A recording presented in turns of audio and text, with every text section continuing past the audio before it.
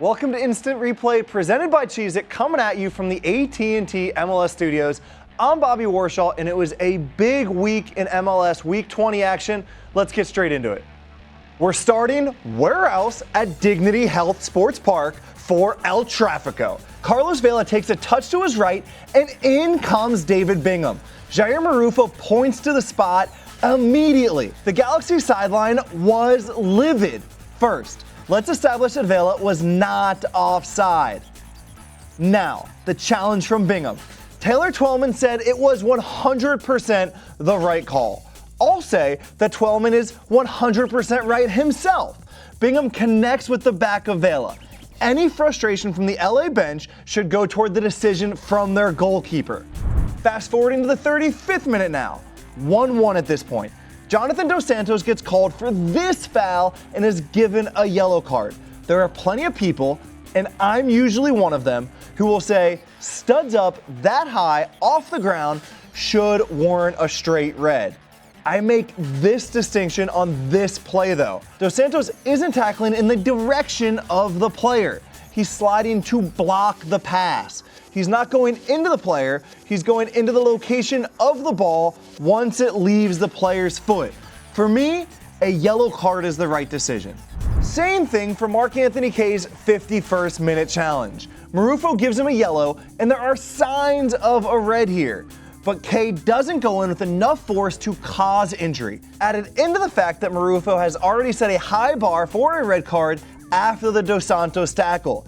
Yellow is the right choice for me here. No idea though how Mohamed El Munir got away with this tackle in the 81st. He goes straight into Joe Corona with his studs. He doesn't even get a card for that.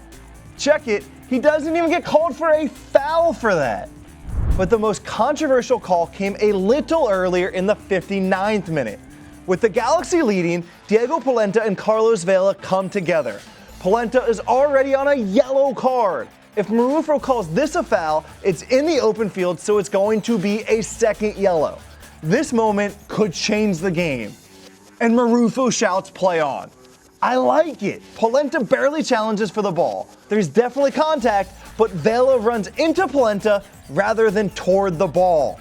I don't want the attacker rewarded for that. It's a brave call from Marufo, and for me, the right one. Andrew Wiebe here, back from vacation to jump in with a late edition after Bobby and the crew noticed some potentially incriminating video circulating on Twitter. You might have noticed that Zlatan and a member of the LAFC coaching staff got into it after El Trafico. Well, now we know why. Check out this elbow from the big Swede on Mohamed El Munir in second half stoppage time.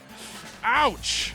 ESPN's Taylor Twellman reported on Twitter that El Munir will see a specialist for a possible facial fracture and that Zlatan may well hear from the disciplinary committee. First impression from me, that is an orange card. Some will say yellow, others red. Producer Rich says it's just a caution. Reckless, but the elbow is a tool, not a weapon. I can understand that interpretation, but I can't say I agree. In my opinion, that's serious foul play and a red card. Why? To me, though Zlatan doesn't cock and swing like Dime Dwyer last week, he glances to find El Munir and raises his elbow to, at minimum, shoulder height and accelerates right into El Munir without really coming close to winning the ball. For me, the acceleration, as opposed to a more static stiff arm, makes it excessive force, and most importantly, the challenge clearly endangers the safety of the LAFC defender. I'd say that regardless of the reported visit to a specialist. Do I think there was intent to injure? Nah, not really. But in a situation like this, an elbow to the head, I'm always going to err on the side of player safety. Hit us with your take in the comments. All right, take it away, Bobby. Time to stop at the bends. Joseph Martinez goes down on the box after contact with Frederick Briand. Alan Chapman waves play on, and I would have done the same. There's slight contact from Briand, but not enough for the foul. Now, I can't say the same for this Russell Canals challenge in the 71st minute. Canals goes through the back of Joseph and doesn't get the ball. Chapman is decisive about pointing to the spot, and for me, it's the right decision. Now, as for Joseph's actual execution of the penalty kick, that's another conversation. To another tight Eastern Conference matchup we go, this one between Philly and Chicago. There was a debate on both goals in the Union's 2-0 win. The first one on this shot by Marco Fabian. Multiple Union players were in an offside position when the ball left Fabian's foot. Let's focus on Austin Trusty, number 26. Trusty is beyond the last defender, and remember, if he's in the sight line of the goalkeeper, it should be called offside. But I argue that he's far enough away from the firekeeper that the line of sight argument doesn't hold water for me. I agree with VAR Kevin Terry Jr., who did check this, as VARs check every goal, and he ultimately judged that there is no clear and obvious reason to overturn. I agree with the officials allowing the Union's second goal as well. The Fire won a handball for this moment while Kai Wagner is on the ground. Wagner's arm definitely makes contact with the ball, but he's not even playing the ball in that moment. He's protecting himself on the roll. It's a good goal for me. The Union win 2-0 and stay atop the East. Another good call by the officials in Columbus on the game-winning second goal by the Crew's David Accam. Accam starts in an offside position, but he comes back in line with the right leg of the last defender, Zakaria Diallo, at the moment of the pass. Assistant referee Michael Kampminer raises his flag for offside, and it leads to a video review and check of the screen by the referee.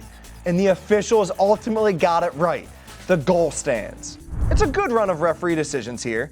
When it came to the red card to Montreal's Bakary Sagna for the denial of an obvious goal-scoring opportunity.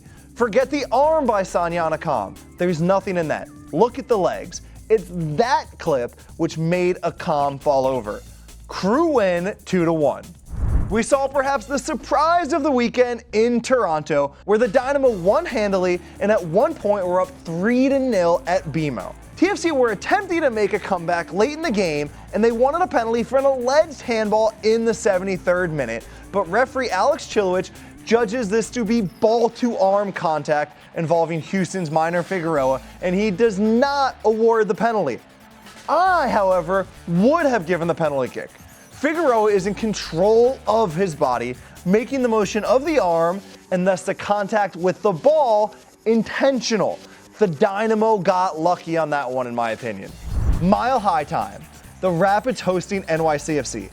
1-0 Colorado in the 33rd minute when 16-year-old goal scorer Sebastian Anderson goes in hard on Ronald Matarrita. Too hard. Chris Penso pops the red right away, and he's got it spot on. Super high, studs up, straight leg, lots of force. No arguing that. The Rapids definitely had an argument, though, on Alexandru Matrica's game winner. Their second goal is offsides in the play. That's also not called. A long ball with a player offsides. Lawless has to deal with a header, and then the ball falls to somebody else, and there's no offsides called. Matarrita looks like he could be in an offside position on the initial ball that eventually wound up at the feet of the goal scorer Matrica. But there was no replay I saw which could determine it for certain. The flag stayed down in real time, and without clear and obvious evidence, the VAR could not recommend that the goal be overturned. It had to stand. Finishing up in Rio Tinto, 26th minute, 0-0, Dave Gantar in charge. Jan Gregush goes in hard on Jefferson Severino. The foul is called and the yellow card was given. A bearded man sitting in an armchair next to me mentioned it should be a red. 2 legs, scissor tackle from behind. Definitely, at the very least, orange. I'm going to go with the yellow, though. Gregush doesn't go in with enough force to endanger Severino's safety. It's reckless and annoying to watch, but not quite over the top enough to warrant serious foul play. That's it. As always, get in the comments section. Let us know what you think. A big thank you to our production staff. We'll see you next week.